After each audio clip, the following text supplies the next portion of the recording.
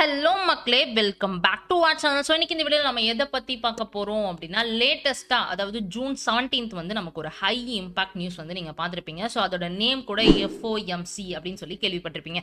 எக்ஸாக்டாக அந்த FOMC மீட்டிங்கில் என்ன நடக்குது, ஏன் வந்து கோல்டு வந்து அன்னைக்கு 1500 பிப்ஸ் கிட்ட வரையும் ஃபால் ஆகுது, இந்த நியூஸ்னால மார்க்கெட்டோட லிக்விடிட்டி வாலடைல் எல்லாமே டிஃபர் ஆகுது.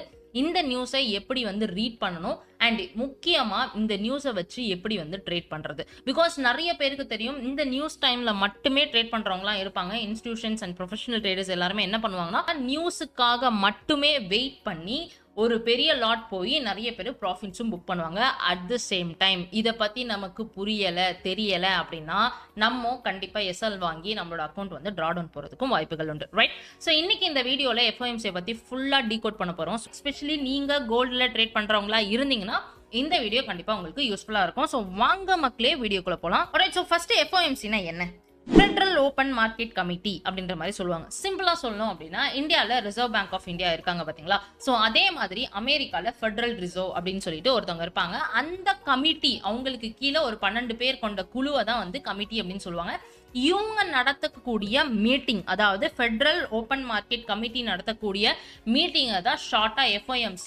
இது வருஷத்துல 8 தடவை வந்து நமக்கு நடக்கும். ஓகே, ஸோ எக்ஸாக்டா இவங்க என்ன இதுல பேசுவாங்க அப்படின்னு கேட்டா, மொத்தமா 4 விஷயத்த பத்தி பேசுவாங்க. ஃபர்ஸ்ட் வந்து இன்ஃப்ளேஷன் அப்படின்னா பணவீக்கம், அதாவது பிரைஸ் வந்து யூஎஸ்ல எப்படி வந்து பணவீக்கம் நடந்திருக்கா. இப்போ ஒரு பொருள் நீங்க 2025 ஒரு பால் பாக்கெட் வாங்குறீங்க, ஒரு 32 ரூபாய்க்கு வாங்குறீங்க அப்படின்னா அதே வேலை தான் 2026லயும் இருக்கா, இல்ல அப்படின்னா பணவீக்கம் நடந்திருக்கா, அதாவது 32 ரூபான்றது 34 35 ரூபாய்க்கு ஏறி இருக்கா அப்படின்ற மாதிரி அனலைஸ் பண்ணுவாங்க. ரெண்டாவது அன்எம்ப்ளாய்மெண்ட் ரேட். ஸோ ஆக்சுவலா இப்போ நீங்க எக்ஸாம்பிளுக்கு எடுத்துட்டீங்கன்னா, ஒரு 100 பேர் வந்து படிச்சுட்டு இருக்காங்க, அதுல வந்து ஒரு 95 பேருக்கு தான் அவங்க படிச்ச வேலை கிடைக்குது, மிச்சம் 5% பேருக்கான வேலை வந்து அங்க கிடைக்கல அப்படின்னா அந்த இடத்துல அன்எம்ப்ளாய்மெண்ட் ரேட்டோட பர்சன்டேஜ் வந்து 5% இருக்கு. ஸோ இதையும் அவங்க கன்சிடர் பண்ணுவாங்க. அண்ட் மூணாவது விஷயம் அப்படின்னு பாத்தீங்கன்னா எக்கனாமி, அதாவது பொருளாதாரம். அவங்களோட பொருளாதாரம் வளர்ந்திருக்கா, நிறைய பிசினஸ் பண்ற கம்பெனிஸ் வந்து உள்ள வந்திருக்காங்களா, இதனால நிறைய பேருக்கு வேலைகள் கிடைக்க வாய்ப்பு உண்டா, எப்படி வந்து மார்க்கெட் அவங்களோட பொருளாதாரம் இருக்கு உலகளாவிய மத்திய சந்தையில. சோ இது எல்லாத்தையுமே வந்து அவங்க என்ன பண்ணுவாங்க அப்படின்னா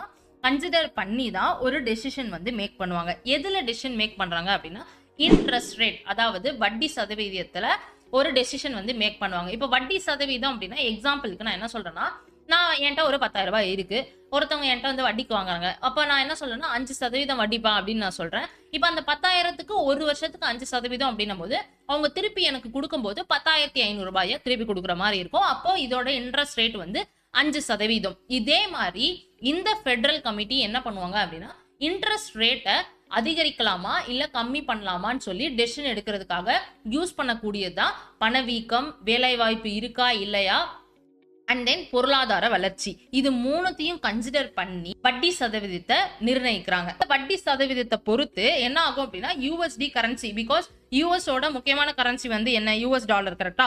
அது வந்து ஸ்ட்ராங் ஆகுதா இல்ல வீக் ஆகுதா அப்படின்றத டிசைட் பண்ணுவாங்க.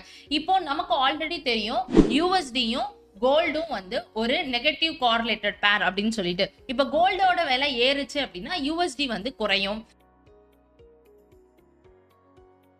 ஏன் இந்த மாதிரி நடக்குது அப்படின்னு பார்க்கும்போது, இப்போ இன்ட்ரெஸ்ட் ரேட் வந்து 5% வச்சுக்கோங்களேன். இப்போ இந்த இன்ட்ரெஸ்ட் ரேட்டை கவர்மெண்ட் அந்த ஃபெடரல் ரிசர்வ் அந்த மீட்டிங்ல இன்க்ரீஸ் பண்றாங்க, அதாவது 5% 6% மாத்துறாங்க அப்படின்னா என்ன நடக்கும்? இப்போ உங்ககிட்ட 10,000 ரூபாய் இருக்கு, 10,000 ரூபாயை வச்சு நீங்க USDல போடுவீங்களா, அந்த ஃபெடரல் கமிட்டிட்ட கொடுப்பீங்களா, இல்ல கோல்டுல இன்வெஸ்ட் பண்ணுவீங்களா அப்படின்னு யோசிச்சீங்கன்னா, இவ்வளவு நேரம் யூஎஸ்ல வந்து 5% கொடுத்துட்டு இருந்தாங்க, இனிமேட்டு 6% கொடுக்குறாங்க. இப்ப நம்ம கோல்டுல போட்டு ஒருவேளை நமக்கு வட்டி வரலன்னா என்ன ஆகும்னு சொல்லிட்டு அதுல இருக்கக்கூடிய இன்வெஸ்டர்ஸ் எல்லாமே அப்படியே வந்து US கமிட்டி சைடு போயிடுவாங்க. ஸோ அவங்க கிட்டே இருக்க அந்த 10,000 எடுத்துட்டு போய் US ஃபெடரல் கிட்டயோ பேங்க் கிட்டயோ கொடுக்கும்போது அவங்களுக்கு சொலையா என்ன கிடைக்கும், 6% வட்டி வந்து கொடுப்பாங்க. அப்போ கோல்டோட விலை கம்மியாகும், US டாலரோட விலை வந்து என்ன ஆகுது, அதிகமாகுது. இதுவே வந்து இந்த ரேட் வந்து இப்போ ஆல்ரெடி 5%, இந்த 5%த்தை 4% கம்மி பண்றாங்கன்னு வச்சுக்கோங்களேன். அந்த இன்ட்ரெஸ்ட் ரேட்டை வந்து 5%ல இருந்து 4% கம்மியாகும் போது USD வீக் ஆகுது. அதாவது இவ்வளவு நாள் 5% வட்டி வந்து மக்களுக்கு கொடுத்துட்டு இருந்த இடத்துல 4% தான் கொடுக்கறதுக்கு அவங்க வில்லிங்கா வராங்க. அப்ப அது என்ன இருக்கு, கம்மியா இருக்கு. அப்ப கம்மியா இருக்கும்போது மக்கள் வந்து என்ன பண்ணுவாங்கன்னா, யூஎஸ்டில போய் பணத்தை போடுவாங்களா இல்லனா கோல்டுல போய் பணத்தை போடுவாங்களானா, அதாவது இப்ப நீங்க 10,000 அவங்க கிட்ட கொடுத்தீங்கன்னா வெறும் 10,400 தான் கொடுக்குறாங்க. இதே வந்து கோல்டுல போட்டீங்க அப்படின்னா கண்டிப்பா அது இன்னும் நல்லா ஏறும் அப்படின்னு சொல்லிட்டு அதுல வந்து மார்க்கெட்ல காசை போட ஆரம்பிச்சிருவாங்க. அப்ப யூஎஸ்டி வீக் ஆகுது அப்படின்னா கோல்டு வந்து ஸ்ட்ராங் ஆகுது. ஓகே, இந்த இன்ட்ரெஸ்ட் ரேட்லாம் உங்களுக்கு புரியலன்னா கூட பிரச்சனை கிடையாது. இந்த ஃபார்முலா மட்டும் யூஸ் பண்ணுங்க. இப்ப கரண்டா இருக்கக்கூடிய இன்ட்ரெஸ்ட் ரேட்டு 5ன்னு வச்சுக்கலாம். இப்ப 5ல இருந்து அந்த மீட்டிங்னால 6ன்னு மாறுது அப்படின்னா யூஎஸ்டி ஸ்ட்ராங் ஆகும். யூஎஸ்டி ஸ்ட்ராங் ஆகுதுன்னா டாலர் இண்டெக்ஸ் மேல போகும், கோல்டு கீழே வரும். இது வந்து ஒரு ஃபார்முலா. ரெண்டாவது ஃபார்முலா, இப்ப கரண்டா இருக்கக்கூடிய ரேட் 5 நான் சொன்னேன்னா 5ல இருந்து உங்களுக்கு இன்ட்ரெஸ்டோட ரேட் வந்து 4 கம்மி ஆகுது, அதாவது 5க்கு கீழே வருது அப்படின்னா உங்களுக்கு யூஎஸ்டி என்ன ஆகும், வீக் ஆகும். யூஎஸ்டி வீக் ஆகுறதுனால சேஃப் ஹெவனான கோல்டோட பிரைஸ் வந்து அதிகமாகும். இவ்வளவுதான் வந்து ஃபார்முலா. ஓகே, இதெல்லாம் நான் எங்க போய் பாக்குறது அப்படின்னு கேட்டீங்கன்னா, இப்ப நான் ஓபன் பண்ணிருக்கக்கூடிய வெப்சைட் வந்து ஃபாரெக்ஸ் ஃபேக்டரி. ஆக்சுவலி இந்த ஃபாரெக்ஸ் ஃபேக்டரி பத்தி நிறைய பேருக்கு தெரிஞ்சிருக்கும். இப்போ இந்த இடத்துல பாத்தீங்கன்னா நான் என்ன டைம் ஜோன் வச்சிருக்கேன்னா GMT -4, அதாவது நியூயார்க் யூஎஸ் டைமிங்ல நான் இருக்கேன். அண்ட் இப்போ இந்த இடத்துல பாத்தீங்க அப்படின்னா யூஎஸ்டி வந்து ஹை இம்பாக்ட் நியூஸ் அப்படின்னு உங்களால பார்க்க முடியும். ஸோ இது எத்தனை மணிக்கு நமக்கு ஸ்டார்ட் ஆகுது, ஆக்சுவலா நான் யூஎஸ் டைமிங்ல சொல்றேன். 2 மணி, அவங்களோட மதியானம் 2 மணிக்கு வந்து இந்த ஃபெடரல் ஃபண்ட்ஸ் ரேட்டோட டெசிஷன் வந்து மேக் பண்றாங்க. அண்ட் FOMC எக்கனாமிக் ப்ரொஜெக்ஷன்ஸ் அப்படின்னா இந்த ரேட் ஆக்சுவலா இப்ப நான் ஒன்று சொன்னல, இந்த இன்ட்ரெஸ்ட் ரேட்டை வந்து கணிக்கிறாங்க அப்படின்னா ஒரு முக்கியமா 3 வகையான டாபிக்கை வச்சுதான் அவங்க அதை டிசைட் பண்றாங்கன்னு நான் சொல்லியிருப்பேன். ஃபர்ஸ்ட் ஆஃப் ஆல் என்ன, பணவீக்கம், அதுக்கப்புறம் வேலையில்லா திண்டாட்டம், அதுக்கப்புறமேட்டு எக்கனாமி, அதாவது பொருளாதாரம். இது 3த்தையும் டிசைட் பண்ணி தான் அவங்க அந்த இன்ட்ரெஸ்ட் ரேட்டை டிசைட் பண்றாங்க. அப்போ அதோட ப்ரொஜெக்ஷன்ஸ் அதுக்கு ஒரு PDF மாதிரி அவங்க வெளிவிடுவாங்க. அதுக்கப்புறம் FOMC ஸ்டேட்மெண்ட். ஆக்சுவலா இந்த மீட்டிங் வந்து 2 நாள் நடக்கும். ஃபர்ஸ்ட் டேவே அவங்க எல்லாமே மீட்டிங்ஸ் எல்லாமே நடத்திட்டு அதோட ஸ்டேட்மெண்ட் வந்து பிரஸ் கான்ஃபரன்ஸ்க்கு ரிலீஸ் பண்ணுவாங்க. இது எல்லாமே 2 மணிக்கு நடக்கும்.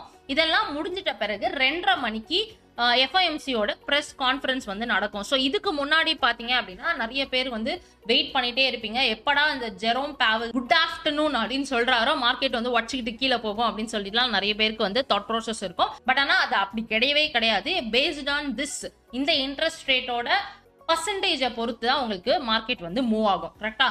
ஸோ இந்த FOMC பிரஸ் கான்ஃபரன்ஸ்ல யார் பேசுவா அப்படின்னா சேர்மன், அந்த ஃபெடரல் ரிசர்வோட சேர்மன். இதுக்கு முன்னாடி ஜெரோம் பாவல் இருந்தாரு, இனிமேட்டு வந்து அவர் கிடையாது. இந்த வருஷம் இந்த மே மாசத்துல தான் அவர் வந்து சேஞ்ச் பண்ணாங்க. இனிமேட்டு கெவின் தான் வந்து இந்த ஃபெடரல் ரிசர்வோட சேர்பர்சனா ஆக்ட் ஆவாரு. ரைட்டா?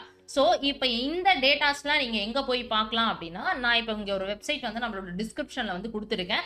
2026ஓட FOMC மீட்டிங்ஸ் எப்பெல்லாம் நடக்கும் அப்படின்ற டேட்டா நமக்கு ஆல்ரெடி வந்து யூஎஸ் கவர்மெண்ட் சைட்ல இருந்து நமக்கு வெளியிட்டு இருப்பாங்க. ஸோ இந்த இடத்துல பாத்தீங்கன்னா ஜனவரி நடந்துச்சு, மார்ச் நடந்துச்சு, அதுக்கப்புறம் ஏப்ரல் நடந்துச்சு, ஜூன் தான் இந்த தடவை நடந்த 16, 17ஆம் தேதியில நடக்கப்பட்ட FOMC.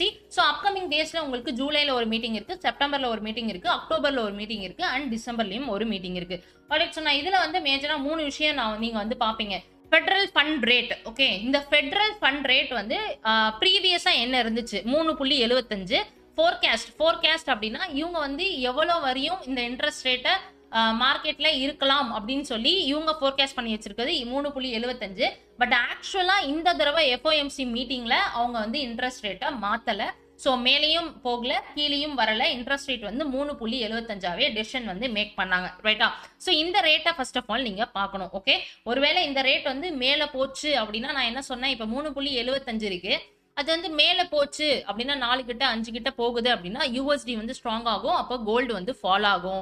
இதுவே 3.75ல இருந்து உங்களுக்கு கீழே வருது அப்படின்னா யூஎஸ்டி வீக் ஆகும், அப்போ கோல்டோட ரேட் வந்து இன்க்ரீஸ் ஆகும். ரைட்டா? ஸோ இதை வந்து நீங்க ஃபர்ஸ்ட் டேட்டாவா பாப்பீங்க. இந்த FOMC எக்கனாமிக் ப்ரொஜெக்ஷன்ஸ் அப்படின்னு இருக்கு பாத்தீங்களா, ஆக்சுவலா இந்த இடத்துல வந்து ஒரு ப்ரொஜெக்ஷன் சம்மரி வந்து யூஸ்வலா யூஎஸ் கவர்மெண்ட் சைட்ல இருந்து ரிலீஸ் பண்ணுவாங்க. இதான் அதோட PDF. பட் இதை பத்திலாம் நீங்க தெரிஞ்சுக்கணுமான்னு கேட்டா ரொம்பவே நமக்கு தேவை கிடையாது. பிகாஸ் அந்த இன்ட்ரெஸ்ட் ரேட் மட்டுமே தெரிஞ்சா போதும். நான் ஆல்ரெடி சொன்ன மாதிரி ஜிடிபி எக்கனாமியோட டேட்டாவை இதை வச்சு கம்பேர் பண்ணுவாங்க. அன்எம்ப்ளாய்மெண்ட் ரேட்டோட சதவீதம், அதுக்கப்புறம் இன்ஃபிளேஷன். ஸோ இந்த டிசிஷன் எல்லாம் வச்சுதான் வந்து அவங்க என்ன பண்ணுவாங்க அப்படின்னா இன்ட்ரெஸ்ட் ரேட்டை வந்து கணிப்பாங்க. அது வந்து 2வது விஷயம். FOMC ஸ்டேட்மெண்ட் அப்படின்னா அவங்க என்ன டெசிஷன் மேக் பண்ணாங்க அப்படின்றத வந்து பிரஸ் ரிலீஸா அவங்க சைட்ல இருந்து ரிலீஸ் பண்ணுவாங்க. ஸோ இந்த ஸ்டேட்மெண்ட் வந்து ரொம்பவே முக்கியம். இதை வச்சுதான் வந்து என்ன ஆகும் அப்படின்னா நெக்ஸ்ட் மார்க்கெட் எப்படி போக போகுது அப்படின்றத ஏர்லியராகவே நம்மளால ப்ரெடிக்ட் பண்ண முடியும். அண்ட் நாலாவது வந்து பாத்தீங்க அப்படின்னா FOMC பிரஸ் கான்ஃபரன்ஸ் வந்து யார் பேசுவா அப்படின்னா கெவின். இப்போ அதுக்கு முன்னாடி ஜெரோம் பாவல் பேசிட்டு இருந்தாங்க. ஸோ இனிமேட்டு யார் பேசுவா அப்படின்னா கெவின் அப்படின்ற சேர்பர்சன் தான் வந்து பேசுவாங்க. உங்களுக்கு அவங்களோட ஃபுல் வீடியோ வந்து இங்க வந்து பாத்துக்க முடியும், ரைட்?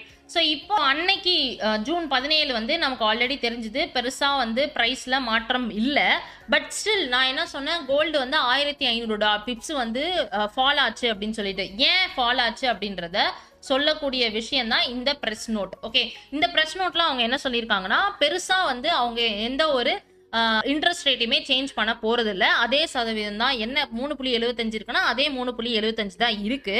பட் ஆனால் அவங்க என்ன சொல்லியிருக்காங்க அப்படின்னா, எக்கனாமி வந்து at this point in time நல்லா போய்கிட்டு இருக்கு. So economy activity is expanding at a solid pace அப்படின்றது சொல்றாங்க. அப்போ யூஎஸ் எக்கனாமி வந்து நல்லா தான் போயிட்டு இருக்கு. அப்போ நல்லா போயிட்டு இருக்குன்னா என்ன ஆகும்? USD புல்லிஷ் ஆகும். புல்லிஷ் அப்படின்னா USD மேலே ஏறும். அப்போ USD மேலே ஏறுது அப்படின்னா நமக்கு என்ன நடக்க வாய்ப்பு உண்டு? கோல்டு வந்து ஃபால் ஆகிறதுக்கான வாய்ப்புகள் உண்டு அப்படின்றத இந்த லைன் வந்து நமக்கு சொல்லிருச்சு. ஆனா இது வந்து எப்படி நமக்கு மார்க்கெட்ல இம்பாக்ட் ஆயிருக்குன்றத நம்ம பாத்திரலாம். ஸோ நான் எடுத்துக்கக்கூடிய சார்ட் பார்த்தீங்க அப்படின்னா USD Forex.com வந்து நான் எடுத்திருக்கேன். அண்ட் இதை நம்ம கம்பேர் பண்ணணும் அப்படின்னா நமக்கு வந்து டாலர் இண்டெக்ஸ் வந்து தேவைப்படும். ஸோ நான் அதை வந்து ரெண்டாவது சார்ட்டா இங்கே ஓப்பன் பண்ணிக்கிறேன், ரைட்? ஸோ நமக்கு என்னைக்கு இந்த மீட்டிங் நடந்துச்சு அப்படின்னா, நம்மளோட இந்தியன் டைமுக்கு 11:30 மணிக்கு இந்த FOMC ஸ்டேட்மெண்ட் வந்து ரிலீஸ் ஆகும். 12 மணிக்கு இந்த மீட்டிங் வந்து ஸ்டார்ட் ஆகும். ஸோ நான் வந்து இப்போ 5:30 இருக்கேன். ஸோ நம்ம வந்து என்ன பண்ணலாம் அப்படின்னா, எக்ஸாக்டா சார்ட்டுக்கு அங்க போயிடலாம்.